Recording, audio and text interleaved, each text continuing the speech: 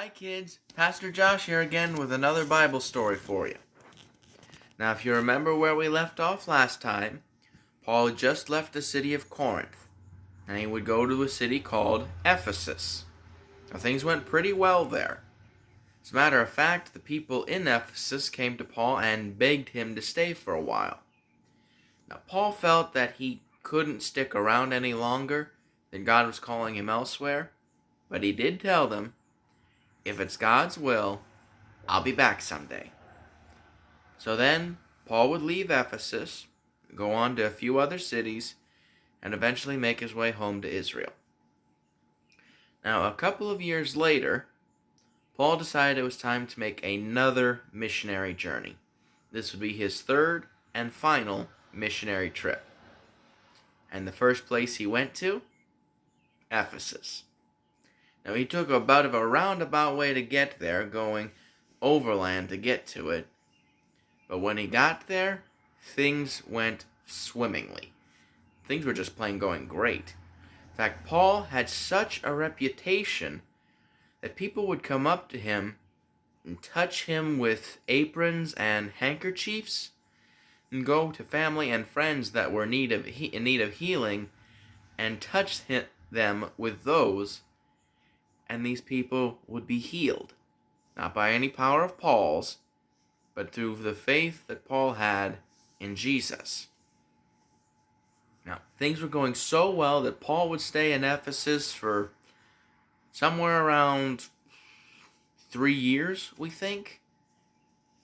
Unfortunately, towards the end of that time, something bad happened in Ephesus. Now, Paul has done a lot of teaching, so a lot of people in Ephesus have turned to Jesus, and that means they have turned away from all of the fake Greek gods that they used to serve. Now that caused a bit of a problem for the idol makers in the city.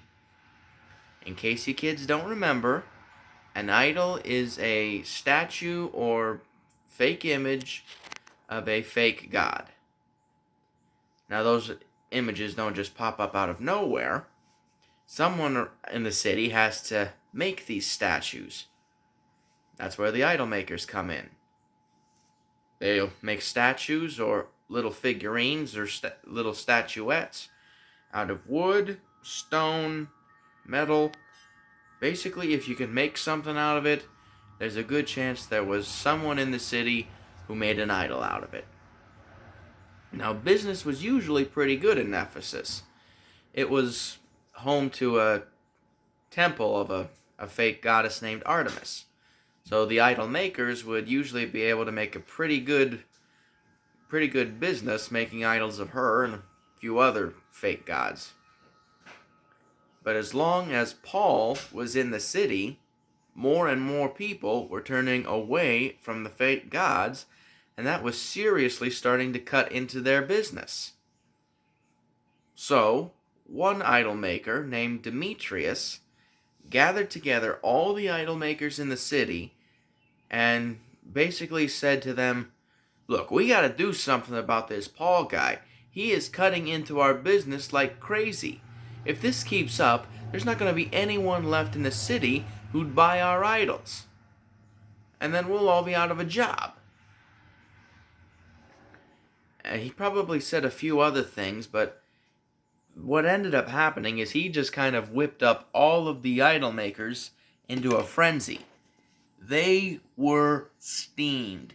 They got so angry, actually, that they burst out of where they were having their meeting, and they started a riot in the city. And it got bad. It wasn't just the idol makers doing this. As they went along, other people just kind of got sucked into this. They had no idea what was going on, but they just joined in with this riot. And they had, like I said, they had no idea what was going on, and they still joined in. That's how bad it was.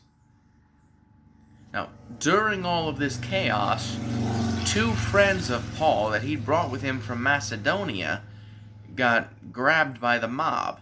Chances were they could have gotten hurt pretty badly. Now, when Paul heard about this, he thought he needed to go out and address the crowd and try to get this to stop. But a group of Paul's friends, including a few city officials, said, "You cannot go out there. If you go out there, it's just going to get them even more mad. Chances are you'll end up dead, and we can't allow that to happen." So they managed to keep Paul from going out into the streets.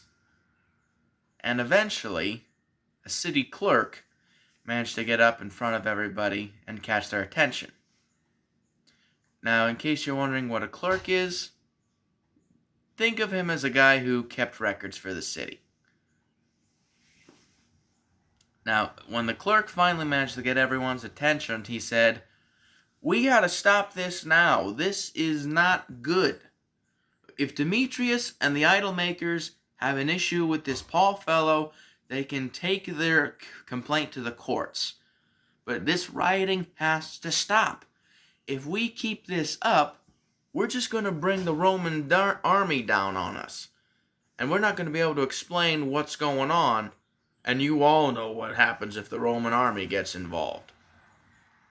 And they all did know what would happen if the Roman army got involved.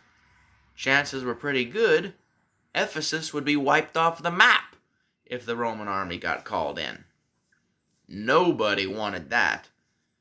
So everybody went home. So Paul and his friends once again got out of this without getting hurt. But Paul figured if this was what was happening in the city now, it was time for him to move on and teach somewhere else. Now, that's where I'm going to end our story for today, but there is a pretty big lesson that we need to learn from this. When you teach about Jesus, expect trouble. The enemy does not like it when we teach people about Jesus, so sometimes he's just going to make it so that people won't listen. Other times, he's going to make it so that you run into trouble when you teach about Jesus, just like Paul ran into over and over again. But like Paul, we don't have to be afraid when the devil sets trouble in front of us. Jesus is greater than any trouble we may face, so we can face it without fear. But that also means you gotta be prepared for when it comes. So don't be afraid if trouble hits you when you're trying to teach others about Jesus. Just remember that Jesus is always in control.